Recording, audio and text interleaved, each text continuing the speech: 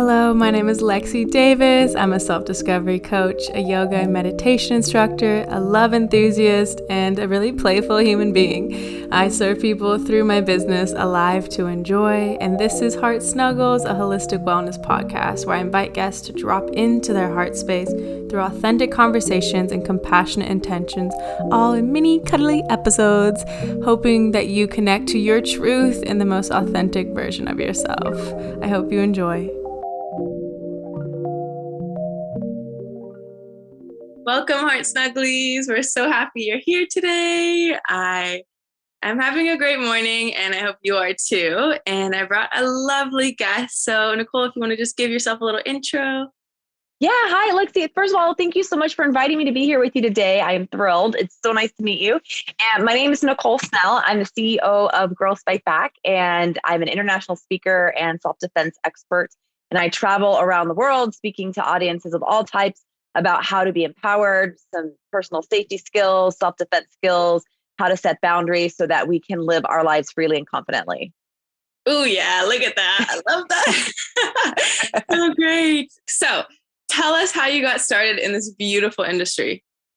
Oh, so I got started in this industry kind of a roundabout way. I was in TV production for 12 years. I worked on amazing projects. I was a line producer. So I did over 75 TV and digital productions in my career. And I loved it, but I felt like I wanted to do something more for women and something more to help the world. And I wasn't really sure what that meant and what that would be. So I kind of didn't have any ideas. And then what happened is I was part of a group when I was in college that did sexual assault prevention training. And they reached out to me when I was what was I? I was the director of digital production for original digital content at Endemol. So I had, a nice staff production job, and they reached out to me because they had started doing work with the United States Navy to do trainings. And they wanted to work with me again. And I said, I would love to, but I have this full-time job now. I don't know how much I can do. And then what ended up happening is our whole department got laid off. And so now I had the availability to do this work. And I thought, okay, well, you know what? This kind of in the line of what I wanted to do anyways. So I started working with them, and through them, I met Girls Fight Back. I met the owner at the time of Girls Fight Back. And I looked at what they were doing, and I said to myself, oh my gosh, you mean this is an actual job where I can travel to colleges and high schools and teach women about self-defense and do speaking engagements? Are you serious? So I reached out to the owner and asked for a job. And 3 months later, they had an opening, and I became a speaker. Part of the training was to graduate from a 20-hour self-defense course with impact to personal safety. After I did that, I knew I wanted to teach that too. And that's pretty much how I got started. And I worked with Girls Fight Back as a speaker for 6 years. And last year, during the pandemic, I bought the company. The owner was selling, and I knew that I cared so much about our mission, how we started, and the work that we were doing, that I had to be the one to continue the work. And so I leapt in with both feet and took over the company. That's so cool. It's so amazing. And I love how the universe, it just like all aligned for you. And it's like, you're not going to take this. We're going to make you take this, we're going to get this opportunity for you. So that's beautiful. And what made you want to help women in particular, like having that core dream, it sounds like? I've always been really passionate about women's rights and, women's advocacy. And, there's a lot of causes that I care about. I care about a lot of causes. And I remember, back when this all started, so this was around 2014. And I was thinking like, well, maybe I need to pick one. Maybe I need to put all my energy into just one cause. And then I thought like, well, what do I do? Like when I wake up in the morning, who am I? What am I? And I'm like, okay, I'm a Black woman when I wake up. So what if I focus on women and what I can do to help women and support women and advocate for us? Because there's so many things that we, so many rights that we're still fighting for, stereotypes that we're still trying to beat. Violence against women is a huge issue still. And violence against women isn't just a women's issue, it's everybody's issue. And so that's why I really wanted to do something where I could create change. Yes. We need more of you. So tell us why you love empowering people with self-defense. I love empowering people with self-defense because it can change your life. And I've seen just in a 75-minute seminar, I've seen the change in people, how much more confident they feel when they have tools for their toolbox, so to speak, when they know that they have options for protecting themselves. The world tries to tell us, especially women and those who identify as women, gender nonconforming folks who present as femme, they try to tell us that we're weak and that we can't, protect ourselves, that we have to constantly rely on someone else or something else. And I feel like that's very disempowering. And instead, I want to give people the skills and the tools so that they feel confident in their own ability and they can take that power back. Yes. Yes. Me and my girlfriends talk about this all the time. Like we go camping all the time. And one time it was just me and her, and we went to this like really creepy forest, and we immediately started freaking out, and we were like, no, we're not going to fall into this thought pattern. We're not. And then like we heard noises and we just kept going there. And then I had a scenario a month ago where it was really creepy. I got a notification. I was house sitting in Santa Barbara, and I got a notification at 1 a.m. And it was like, an air tag has been found on you.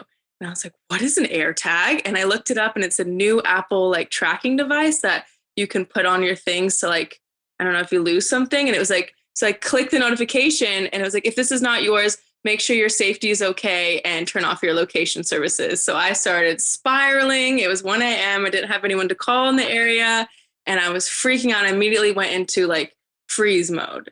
And I just went into panic, and I was like, I don't want to feel this way. Like, it ended up just being an air tag on the dog. I was dog sitting, but I didn't know that for like an hour. And of course, the outdoor motion sensor light started going off like every 5 minutes. And so I was like, oh my God, someone's here, And so, I think it's really important, because I don't like feeling like so helpless on my own. And I know I'm strong, but like, I still have those feelings. So how do you help women like push through that? Is it just through the actual movements, or Well, thank you for sharing that story. And, freezing is a natural response to danger. There's nothing wrong with it. A lot of times, you hear people that use that as an excuse to blame survivors for what has happened to them. And that's not a reason to blame anybody. It's never anyone's fault for a crime that's committed against them.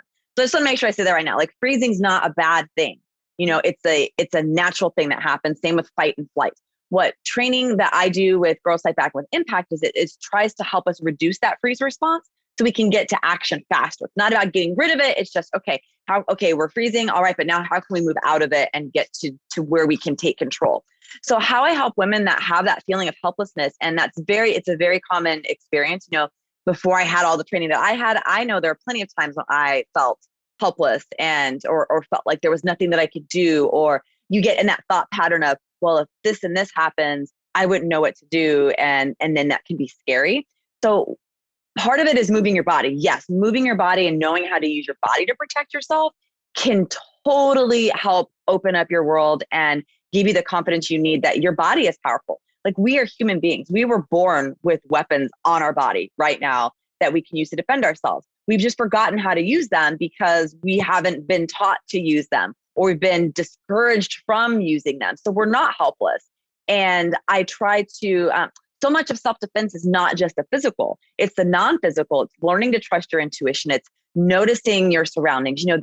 I'll say this now because there was someone posted a video a couple weeks ago on Instagram, and I think it was on TikTok too. And it was this man that was talking about women just shouldn't go to gas stations at night.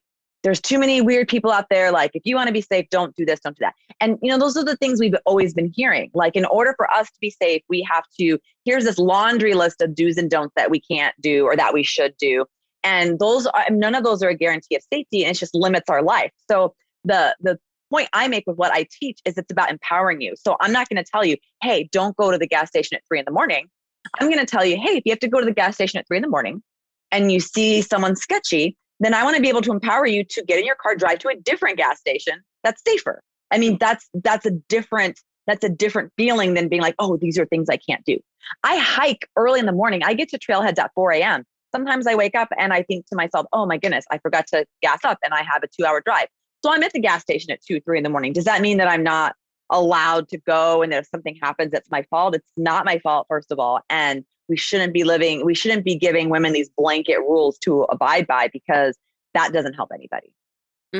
Yeah, I agree with that so much. I've I think that is so important. I love how you said it's not my fault, because that's such another common thing we get blamed for when something happens. Like, well, you did the thing that we told you not to do. It's like, no, absolutely not. I'm not okay with that. And Yeah. yeah, I've solo traveled the world. And I remember I hitchhiked in New Zealand, and like I've done all these things that people told me not to do. I also don't like wearing bras, and it's not because I'm trying to be sexual. It's just like they're not comfortable for me. So it's like I always am pushing up against the norm, but you definitely you brought with so much fear, like reflected back to you that's from so many other people that are like trying to keep you safe. And so it's not only like working through your own internal, it's like you're also reflecting everyone else's fear onto you.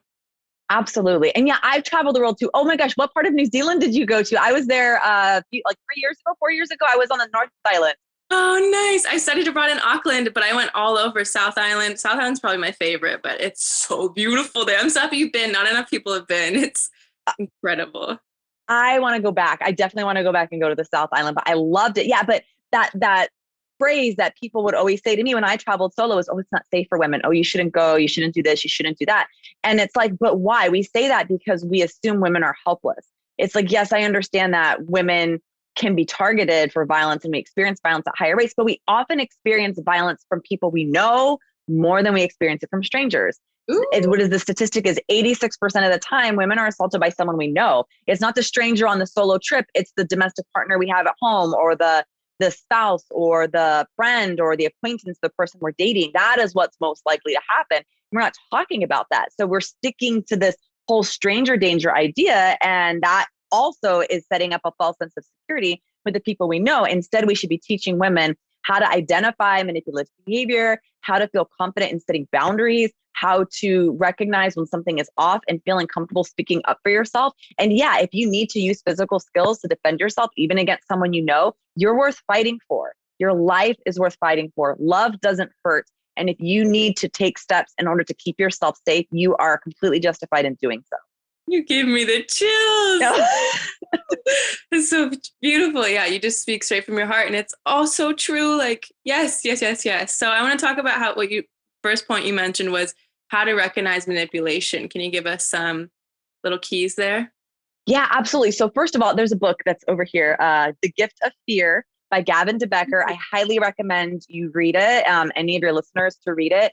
It is so valuable. You learn so much. There's a whole chapter on tools of manipulation that the author Gavin DeBecker speaks about. And it's tools of manipulation are not just things that criminals or predators or bad people use. It's things we've all used at some point to try to get what we want, because, we want things and we're going to try to be a little extra charming, or maybe, oh no, I promise I won't, it's things that we all do. But when you encounter that and also your intuition is sparked, now that gives you information about the other person. And then you get to make a decision about how you're going to handle it. And, the tools of manipulation can be benign, or they can be real manipulations done by people who are trying to mean us harm, that are trying to break down our boundaries and weaponize our niceness against us. Because we are always taught to be nice and polite and let's not offend someone. And if I say this, it's going to make them upset and all these things. But no, we need to speak up for what we need. If the other person thinks we're mean and horrible and you're a bitch and blah, blah, blah. I mean, okay, I don't really care what a stranger thinks about me, because my safety is more important than someone else's feelings. Yeah, that is definitely not taught. No, it's definitely not. Yeah. I teach it. Yeah. I teach it. Yeah. Yes. Thank you. Thank you for teaching that. And so what's a way that someone can start to use their voice if they've been so closed off? I would just say start by recognizing that you have a voice, that no one has to give it back to you. You have it. You've always had it. And just realize that what you say and what you feel matters. To really think to yourself, well, this matters. Like, do my feelings matter? Yes, they do matter. And just kind of ask yourself the questions to start reaffirming that within yourself. And in my sessions, I have people practice using their voice. I have them practice saying the word no with impact. They do actual full-on verbal scenarios with an instructor that pretends to be an assailant. So they get to practice, how can I say no? And I think one of the most intense parts of the impact class that I remember seeing, or the most fun parts, I can say fun because it's fun seeing people get empowered, but they'll be in a scenario and I'll ask them, well, what do you want this person to do? They say, I want them to go away. And I said, well, tell them. and they'll say, can you please go away? I go, no, no, no, that's not telling them. That's asking them, what do you want? You want them to go away? Tell them. And they'll say, okay, please, can you go away? No, stop. I want you to repeat after me. I want you to leave.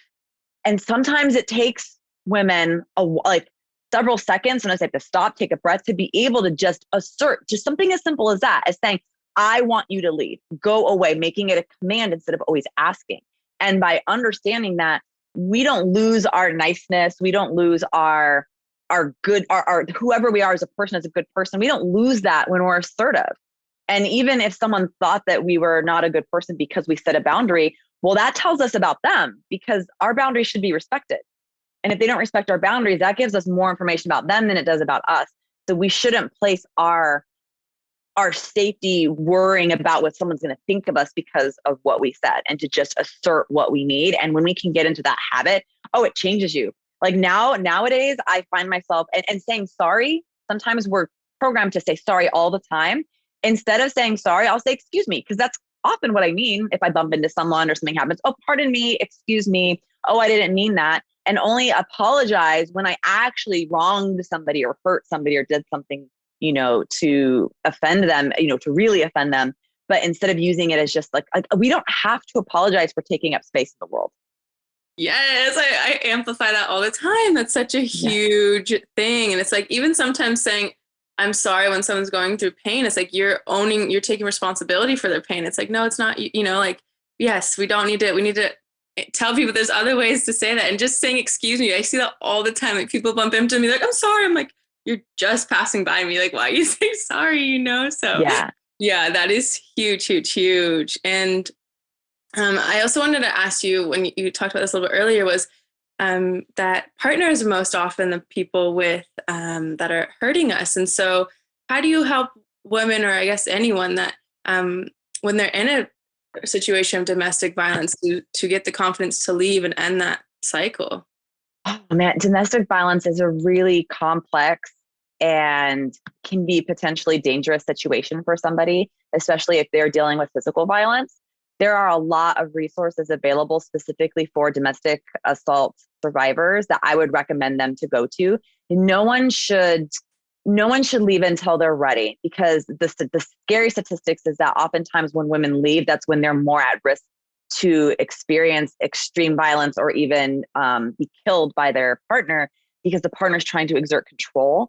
So it's important to create a safety plan if you do plan to leave, and to reach out to the resources that specifically deal with that, to get you, if you need financial resources, if you need a safe place to go, if there's children involved, they can help walk you through that process so that you can that you can leave safely.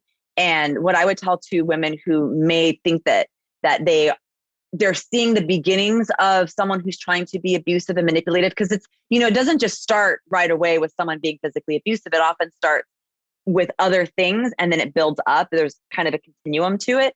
So what I'm trying to teach people is how to recognize those signs and feel confident enough in yourself to where if you can leave before it gets to that point, I want to empower them to do that. But if they're already in it, again, it's still not their fault. These people who are abusers are master manipulators. So that's not your fault that this person was just really good at manipulating and hiding their true intentions from you. That's not your fault. And there are places that are available to help you get out. And then what I know, there have been domestic violence survivors that have taken my classes or taken impact classes, and the self-defense training can help empower them with skills that maybe they didn't have before, to help them feel more empowered in their own lives, so that they can feel like if they experience this again, or they experience someone exhibiting certain signs, that they have options in how to respond, and it helps give them their power back and helps with their healing process. Yeah, it's so important. And I've had a lot of friends go through domestic violence, especially during COVID. It's been a huge untalked about problem. And that's always, but I did something wrong. They're so good at blaming them that they feel they can't escape because it's their fault. And it just it's so hard. So what are some of the resources that you recommend? So RAINN is a great resource. I forget what the acronym stands for, but it's RAINN. RAINN.org, I believe. And also there's the National Domestic Violence Hotline. There's a hotline you can call, and there's a website There's an escape button. So if, the abuser comes in the room, you can quickly escape so they don't see that you're on the webpage. On my website, nicolesnell.com/resources, I have a resources guide that has other resources for people from the LGBTQ plus community, for BIPOC communities, for men even as well. So anyone who's experienced violence of any kind can find a national hotline that can offer them help. And then if they need help locally, those national organizations can often point you to victim advocates in your area that can help put together a safety plan for you and to help you get what you need to get out. Mm-hmm. Yeah, it's so important. It's like, we often think we're so alone in these situations, but we live in a world where, help is really accessible. And especially with those kind of things, it's free. It's like, you don't have to pay for it. It's there for you. Like, yeah, I just really want to encourage you, if you are going through this, to reach out and to use those resources that are developed literally for these situations. And to know it's not your fault. It's not your fault. No matter what you've been told, it is not your fault. And you deserve to be happy, and you deserve to, be able to live your life and be happy and be loved, really loved. Mm-hmm. Yeah. And you said this at some point earlier, is like, love isn't pain or something like that. And that is so true. Yeah. Love doesn't hurt. Love hurts. Sometimes it hurts your heart when you really love somebody, but love someone, no, it doesn't physically hurt. No one should be physically hurting you, emotionally hurting you, mentally hurting you, causing you pain. And then that's not what love is. Yeah. And I think it's important too. Like, I've been in an emotionally abusive relationship, and that's also really hard too, because there's no physical, you can't see it, someone on the outside. So dealing with the emotional is hard as well. And that's just as valid. Yeah. Yeah. And absolutely. also, I'd love to hear any challenges you've had as being a Black woman. Oh my, in general, just living or doing this work? Both. Yeah, both. So yeah, growing up as a Black woman, I grew up in a small town where there's actually more diversity than you would think, because it was a military town, but it was still predominantly white.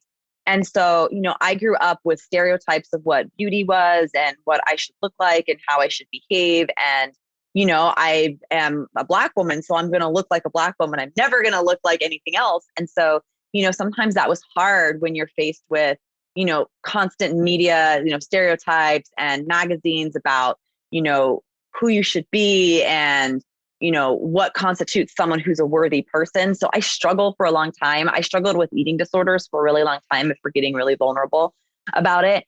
And, I've had some great experiences with people. And then I've also had, really awful experiences because of how I identified and how people saw me. And having to fight those stereotypes, not just fighting as a woman, but fighting as a Black woman, and trying to, you have to prove yourself. You have to be 10 times as good as a man, a white man in that space in order to be considered as good as.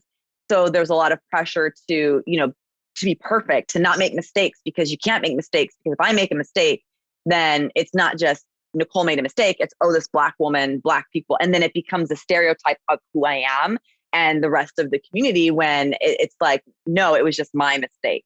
But we don't have, as Black people, we don't have that luxury of just being able to, oh, I made a mistake. Everything is blamed on our race or blamed on our gender. And I'm trying to fight back against that by just trying to do good work and not letting the negative voices silence me. Like, I'll continue to talk about it. I have people that come into my DMs now and talk about, I don't know what I'm talking about, and that's not the real way you should be doing it, and this is what you should be teaching, and this is not, just people who have all kinds of, opinions. It's like, great, you can have your opinion, but I don't have to entertain your opinion.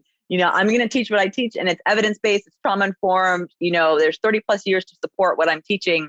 Please don't come to me and mansplain to me, because I don't need it. Unless I ask for your advice, don't really need it.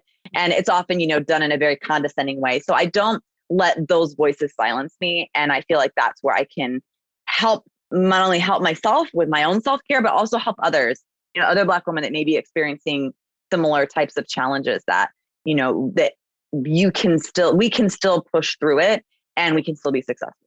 Mm-hmm. Yeah, I'm so proud of you. It's like you said, you have so many extra layers to move through, and it's so not fair. And but I'm so proud that you were like, no, like, this is my truth, and I'm going to stand in it, and I'm going to do this. And like, Yeah, those external voices, like that's, it's so, no matter how strong we are, it still hurts sometimes. And it's like, Yeah, yeah, yeah. absolutely. And I wanted to pull back and talk about something you mentioned earlier. And you were like, I don't like to wear bras. I don't like to wear bras either. And the whole idea that every human has nipples, that somehow women's nipples are the only ones that are bad and you can't look at them and it's pornography or it's vulgar or it's sexual or it's inappropriate. It's like, why? I don't understand why. It's like, I should be able to wear what I want. And I do wear what I want. And we should all be empowered to wear what we want. But I also know that oftentimes you wear what you want and you get attention, maybe unwanted attention from someone that is just being disrespectful, staring, oogling, whatever. And I usually call those people out. I'm like, no, that's not okay for you to say that. No matter what I'm wearing, like I can't control what you think, but you can control your actions. You can control what you say. You can control what your eyes are doing. You can control how you're respecting someone else. You should be able to respect someone regardless of what they're wearing. I don't know if you've ever been to a nude beach in your travels, but I have. And just talk about, I've never seen anyone make such solid eye contact with me than when I was at a nude beach. Like they're real, it's non-sexual. Everyone's just like, oh, you have conversations and it's just, hey, we're just bodies. It's just our bodies. Can our bodies be sexual? Yes, but our bodies are also what carry us through the world. Like there's so much more than that. And I am so passionate about, empowering women and breaking down these stereotypes about, oh, what we can and can't wear, and victim blaming about, oh, it's your fault because you wore this or you didn't wear this, or, oh, well, you're just asking for it if you were. No. We should be able to wear whatever, whenever. And it's the people that are saying these inappropriate things and being disrespectful. The men that are doing these things, they are the ones that need to check themselves and be respectful humans. Yes. And so you briefly touched on it, but I just want to make it louder because I actually have been asking more people this because I'm not sure what to do half the time, is when you start getting that, like people whistling at you or coming up talking to you, or like when you're wearing something that's more sexual, whatever that means. But like, how do you defend yourself verbally against that? Oh, so it's going to depend on the situation. If you feel safe and comfortable saying something, what I usually like to do is I like to ask them a question. I'll say, can you repeat what you just said? I didn't hear you. Can you repeat that? I didn't hear you. What does that mean? Can you please explain to me what you meant by that? Why did you think that was okay to say to me? I've shut so many people down by just saying, why did you say that to me? What makes you think that that's okay? I had one guy, I was walking by a bus stop and he was yelling at someone. Someone was yelling and saying, I don't like when people touch me. And I walked by and this guy goes, yeah, I'd like to touch that. And I looked at him and I go, no, that is completely inappropriate. You will not speak to me that way. How dare you? And then I just walked by and I didn't like engage any further, but I just said that. I just shut him down. I felt safe doing it. Now you may not always feel safe. Sometimes you may feel safest ignoring it. And that's just as valid. Like you do what you need to do to feel safe in that moment because that's what it's about, Mm-hmm. Yeah. And I love that. Like I rarely do say anything back, I'm just like, ignore. But half the time I am safe and I just like, don't, I feel like if I engage, it's going to amplify, but it won't. Like it literally, like they're so used to people ignoring them that that's what continues the pattern. Yeah. That's a very common misconception that if we set a boundary, if we say no, if we engage and are assertive, that's going to make the man so angry that now that's going to escalate it and make them attack us. And that is not true. Of course, there's stories where that happens, but they also, those news stories are often like woman says no and man attacks. Like I've seen those types of storylines, and it's like, no, the man was gonna attack. That was what he was planning to do. That's the type of person he was. It's not because she said no. It's it's just the where they're placing the blame is wrong. But you cannot turn a healthy, normal person into an attacker just by saying no or setting a boundary. And if that person does do something, that means that was already their intent. That was already who they were. It's not your fault. You didn't make them do it. And setting a boundary is probably one of the best things you could have done than letting this person who could potentially flip like that get within striking distance of you. And I have shut people down. I was walking in like the store, and it's summertime in California. It's hot. I'm going to wear shorts. I'm going to wear a tank top. I'm not going to walk around in a parka. So I'm at the store and this guy like walks by me and he like does the full like up and down look, not even trying to be subtle about it. And I turned and I faced him. I said, hi, is there a problem? Can I help you with something? And he goes, I like what I see. I go, excuse me? Can you say that again? What did you just say to me? And he goes, oh, I said, I like what I see. I go, what makes you think that that's okay for you to say to me? right now in this context. And he was just, I'm like, no, really? Why did you say that? Why do you think that's okay? You think that's okay? Do you talk to other women like that? Do you let other people talk to women in your life like that? And he was like, I take it back. I'm like, okay. Yeah. Okay, fine, whatever. And then just shut him down. So asking questions can be a really effective way to address a street harasser or catcaller, someone who's being disrespectful. Wow, I love this so much. And I'm so proud of you. That's amazing. So it's so empowering. It's like, and then you feel so much better after too. Cause it's like, you didn't just do that for yourself. You just change how he talks to women probably so you're impacting all these other women too. It's like, I think that really helps me too. It's like, I'm not just doing this for me. I'm doing this for like the collective. And it seems like it's just for me, but it really does make a difference. Like you startled him. Like I highly doubt he'll do that again, Or if so, he'll remember, oh yeah, I did to that one woman and she did whatever. Oh, I hate it when they'll say, oh, it's just a compliment. I say, no, it's not a compliment. A compliment, I determine what a compliment is. That's not a compliment. Don't you comment on my body. No. Mm-hmm. And I'll just shut them down. And sometimes, sometimes they'll come back with, well, you're up this, and call you names or say inappropriate things. And they're just trying to get their ego back at that point because you disrupted their pattern. I just let that go. Because I'm not there to have an argument with them. I'm not going to change their mind in a 2-minute interaction. They're going to be who they are. They might think twice before doing it again, but I am there. I'm going to assert my boundary. I'm going to let them know that that's not okay. And then if they're going to keep at me afterwards, I'm just going to walk. I'm just going to walk away and just let them have it, but know that I said what I needed to say. Yes, exactly. Love that so much. So thank you. And to wrap it up, I'm going to ask the question of the podcast. What was the last random act of kindness someone did for you? I'm going to say the last random act of kindness someone did for me is, let's see. Oh, you know what? I was at the store last week, I think. And I was I was reaching for the last of something. And me and the other person were both reaching. And I was like, oh, no, you go ahead. And they're like, no, you go ahead. And I was like, but it's the last. And they said, no, it's okay. And so I took it and I was like, that was very nice of them. That's very nice of them. I loved that. And I love too that you being such a giver, it's so easy to just be like, no, you take it. And it's like, actually, I get to receive this time. That's so good. It was so nice. Oh, beautiful. Thanks for sharing that. And so if people want to work with you, find you, tell them what you're offering and how they can get connected. Yeah, thanks, Lexi. So you can find me on my website, NicoleSnell.com, or also girlsfightback.com. I'm also on Instagram. My handle is Adventures of NIK. And my other one for business is Girls Fight Back, all one word, no spaces, dashes, underscores, anything like that. And I do virtual presentations. I do live presentations. I primarily work with groups and organizations who put something together for their organization. And I do keynotes and workshops and seminars.